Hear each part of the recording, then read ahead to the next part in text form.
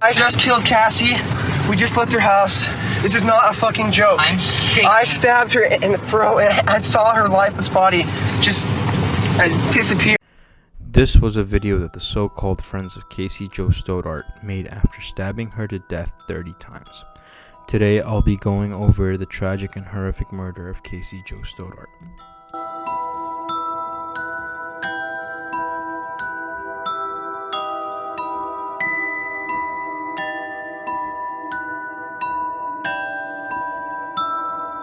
The horrific murder took place on the night of September 22nd, 2006, over 16 years ago. Now, before we go into the events of that night, let's go into the backstory of the culprits. Brian Draper spent most of his childhood in Utah. Then he moved with his family to Pocatello, Idaho.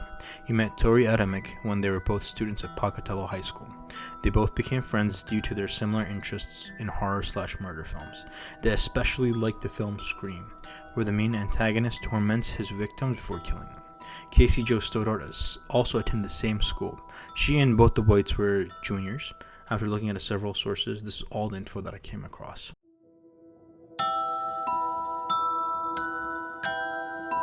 On the night of September 22nd, 2006, Cassie was house-sitting for her aunt and uncle Allison and Frank Contreras while they were out of town. That evening, her boyfriend Matt Beckham came over at around 6 p.m.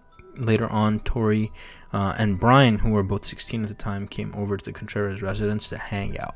Cassie started off by giving everyone a tour of the house, then all of them went into the living room to watch a horror movie.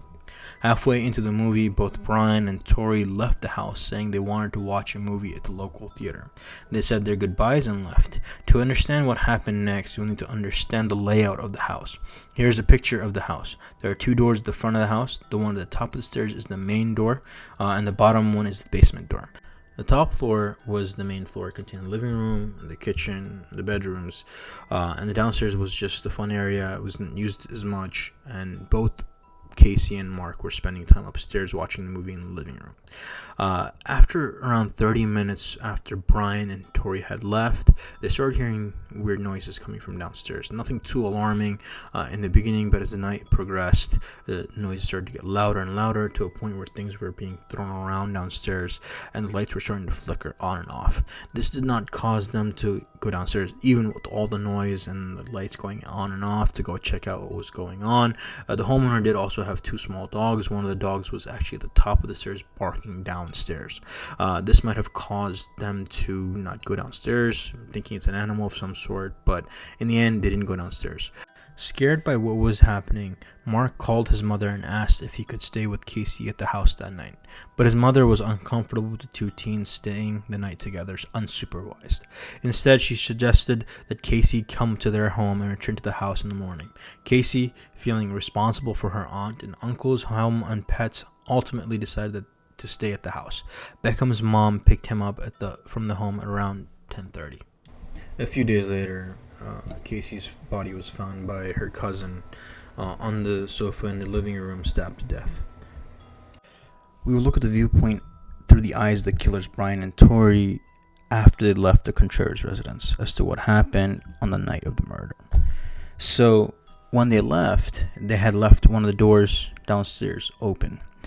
This happened during the tour, or they went to the bathroom and actually traveled downstairs and opened the door. I wasn't able to find exactly who opened the door, but one of them kept it open.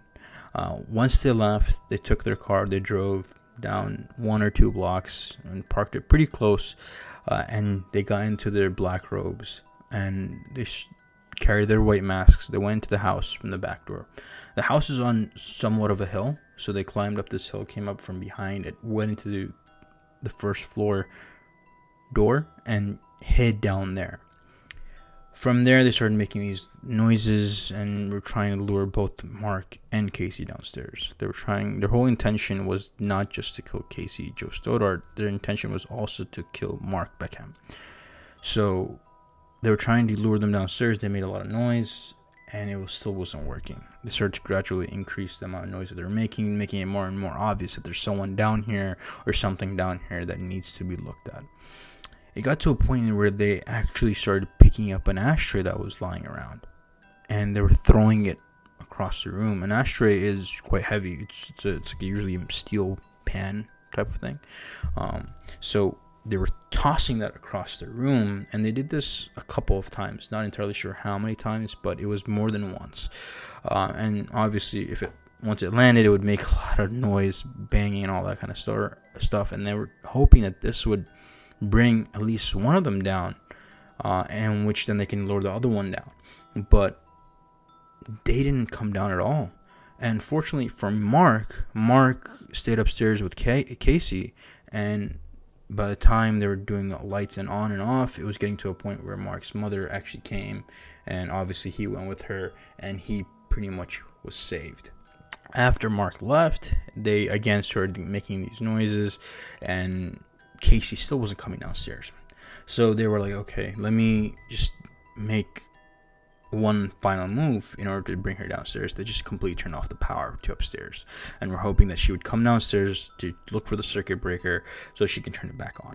And they waited, and she didn't come at all. So they slowly made their way upstairs. When they made their way upstairs, they saw that she had fallen asleep on the sofa, and so they didn't want to just jump on her while she's sleeping. They wanted to see the fear in her face. That's what Scream was all about. The movie itself, if you knew, the antagonist pretty much, he drove fear into the heart of the victims before he killed them. That was their whole plan. That's why they were making that noise. They wanted them to come downstairs, be afraid, to come check it out. And so what they did was there was a closet door on the side of the wall. So they opened it and they just slammed it shut, hoping that she would wake up. And obviously when you wake up in a startled fashion, you would look around and you see that these two young men in complete black clothing with white masks on. Obviously anyone would be afraid. But she still didn't wake up for that. So in the end, all they did was they jumped on her and they stabbed her. And they stabbed her 30 times. 12 of those 30 stab wounds were fatal. And they just pretty much left her to bleed out. And the video that you saw in the beginning of this video was the reactions and pretty much being surprised and pretty much giving their own take of what happened.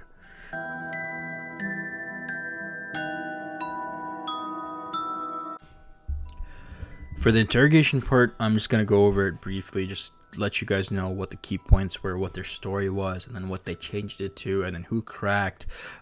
Pretty much going over, it's an overview. If you guys want to see an in-depth, I would recommend that you go check out pretty much the video from Explore With Us. Here's the video itself, pretty much a screenshot. I'll put a link down below. Also put a link to the channel. Explore With Us has over 3 million subscribers. The video itself got over 18.5 million views. So I recommend you guys go check it out. It's very good. It is 2 hours and 20 minutes long, but it's a huge in-depth analysis of the interrogation. He does a very, very good job. He's a licensed attorney and also has a BA in psychology for his credentials. So I recommend you guys go check that out. Initially, they claimed that they went to a movie theater to watch a movie. That was quickly ruled out by detectives. They pretty much found them in multiple inconsistencies. They couldn't name a single large scene in the movie, pretty much. They said that they bought tickets for a man, but there was no man working there at the time. There was only a young woman. They changed their story from that to driving around, checking cars to see if they're open to steal things.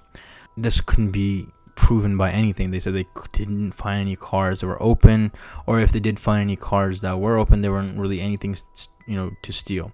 Detectives asked them which streets were they on, which color cars did they steal from. Couldn't name the models. They couldn't name anything at all.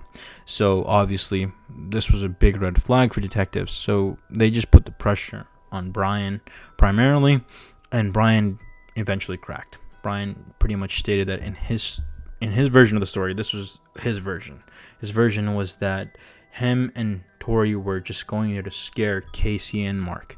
And once Mark left, they pretty much went upstairs. They wanted to scare Casey.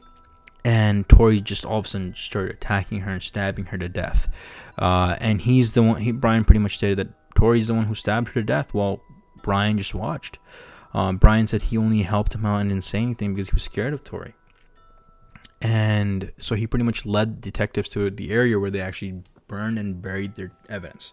Brian didn't realize that the tape they had made was not destroyed in that fire.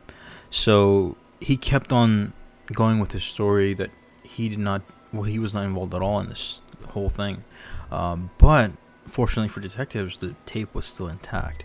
In the tape, you could easily tell that they both were very compliant in doing this murder. Not only that, they had planned on killing someone else the day before or the week before, and they couldn't go through with it either because someone else was at home at that time or something else. Something just came up. They couldn't get to that person.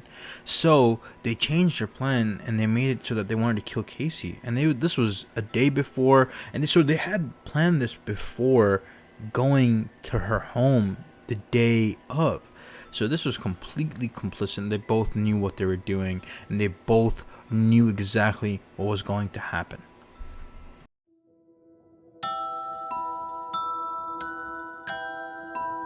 Both Brian and Torey were convicted of 2 charges. The first charge being first-degree murder, which they received a mandatory sentence of life imprisonment without the possibility of parole. And the second charge for both of them was 30 years to life for being convicted of conspiracy to commit murder.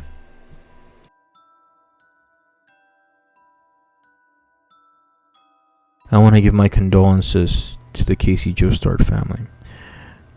I can't fathom as to what I would feel if anything like this happened to someone that I cared about, someone that I loved. And let's just take a moment and remember Cassie Jo Stoddart.